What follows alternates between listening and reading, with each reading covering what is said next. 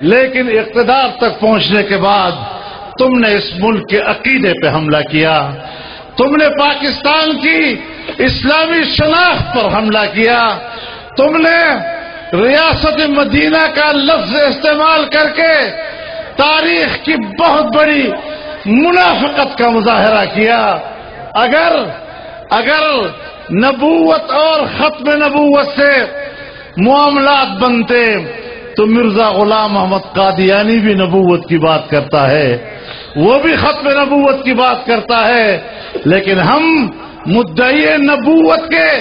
اس تمام جعلی نعروں پر لعنت بھیجتے ہیں اور ان کے عقیدے پر لعنت بھیجتے ہیں۔ ہم ایسے لوگ نہیں کہ ان نعروں سے آپ ہمیں بہلا سکیں گے۔ اس قسم کے جاہلانہ تصورات کے ساتھ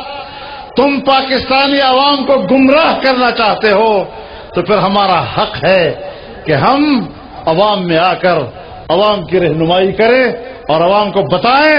کہ اس قسم کے فرسودہ، جاہلانہ اور گمراہی پر مبنی اس قسم کی سوچ، اس کو پاکستان کی سرزمین پر جگہ نہیں دی جا سکے گی۔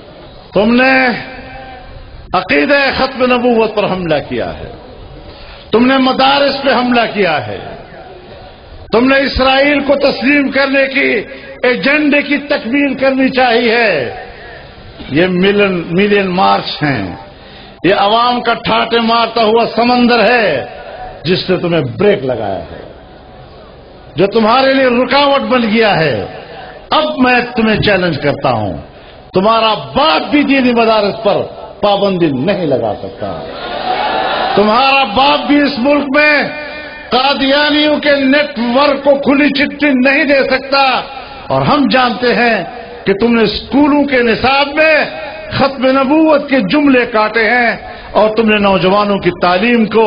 گمراہ کن تعلیم بنانے کے لیے